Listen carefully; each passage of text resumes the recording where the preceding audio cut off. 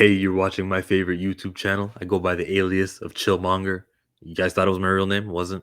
Book of Boba Fett, episode 3 now. This thing comes out, and I'm kind of not feeling this episode as much as I was feeling the others.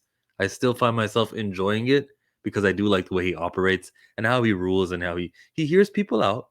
And if you're doing something preposterous, like if it costs how many credits? 500 credits to give out all the water? Bring those prices down.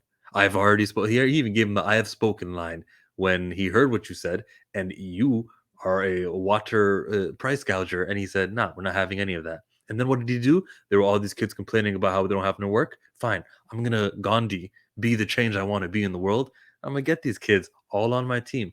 I didn't like them at first, but I'm all for these kids. And I actually thought one of them was gonna die too, because four of them, like, what is this?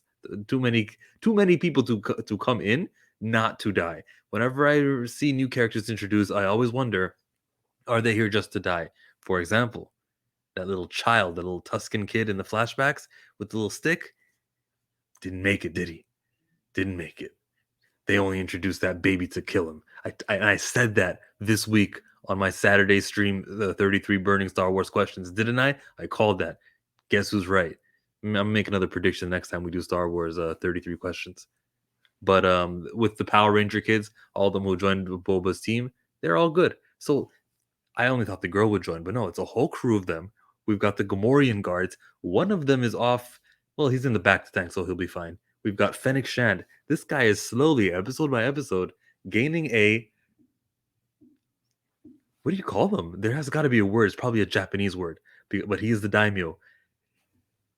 Okay, the problem I have with this episode is when he's inside the back to tank, we're getting a little flashback, and that's cool and everything, right? Even the way that the Pikes operate and the way that they spoke to him, I thought it was like made very much sense. They're like, look, fine, we're not going to pay two different parties to keep us protected. Basically, you guys fight each other out.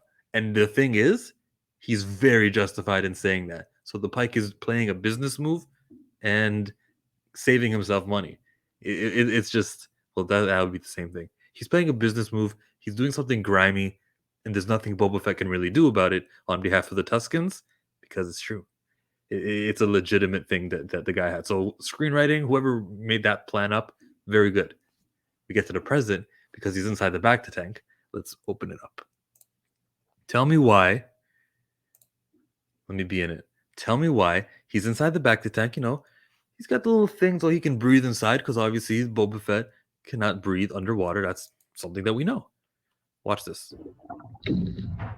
Okay, let's stop it right here. There's a lot of water that is still beneath him, isn't there? Isn't there a whole lot of wetness underneath his head? If the next move that Black Chrysanthemum is going to do here, by the way, it's kind of spooky the way that happens.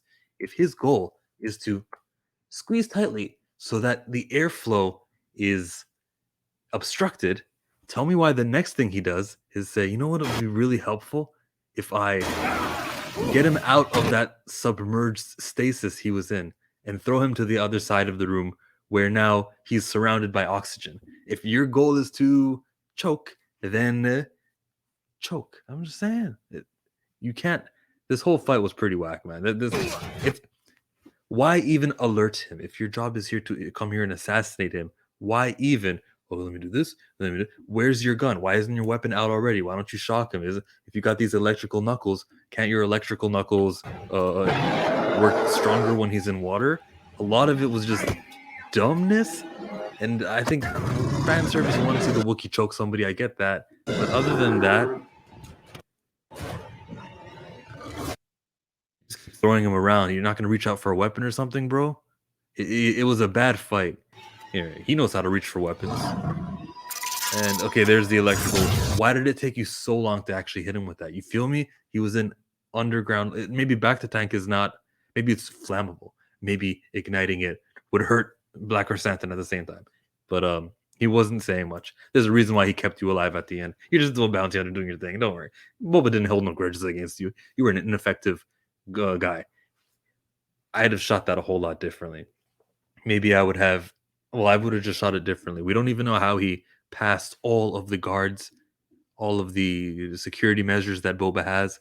We just kind of saw him showing up. Maybe I would have had Boba Fett awaken from his nightmare, get up, and then that just happens to be the same time Black Chrysanthemum is coming at the stairs, and that would be the reason that they'd have a fight. Big issue I had with that episode. So, all right, moving on to what comes next. He gets a Rancor. Was it called Muchi? It was a male Rancor instead. And the way that they explained it, where we put blinders on it, because the first human it sees it makes a bond, was all right. It makes me think of Return of the Jedi. Remember that fat character who was really mad when the Rancor died? That must have been his number one human guy. That must have been his bond.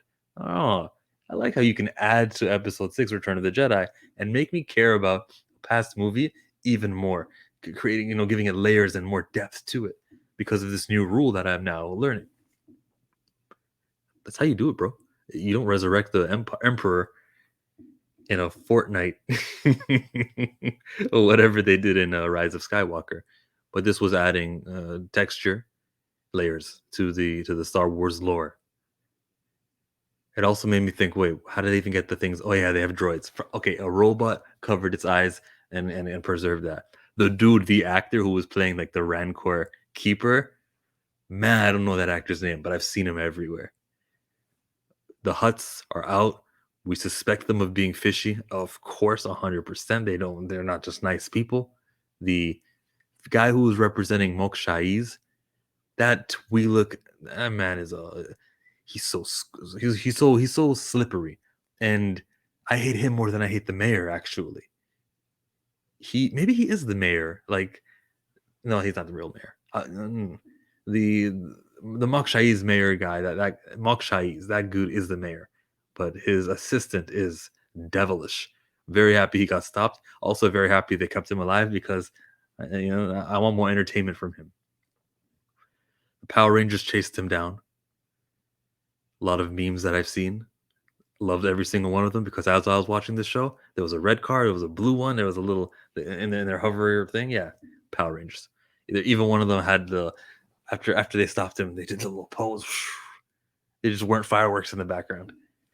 And then the episode ends the way that they all end. Dum da da dum. No, it ends with he is aware of the Pikes who are here, and they are the guys who are the big threat now. So what happened in the past needs to be uncovered so that I know why it's such a big deal that there are Pikes now here on Tatooine. Third episode in a row, we are stuck in Tatooine. I'm beginning to think this is a Tatooine-centered show. During the trailer reaction videos, I question whether or not we'd stick in Tatooine. I think we're stuck here. And that's fine. That's cool. Just keep growing your little army here. Maybe even call in a favor. Get all your friends like Din. Get your friends, and not Cara Dune, but get your friend those other Mandalorians. Get Sasha Banks in here. Casca Reeves, who still is a better fighter than Boba Fett, because what I just showed you with Boba Fett versus Black Chrysanthemum, Casca Reeves would have took Black Chrysanthemum. Yeah. Subscribe to the channel, Chillmonger, and check out the video, aforementioned video. If you're new here, this is something I did last year where I compared the fighting skills between the greatest wrestler of all time and Boba Fett.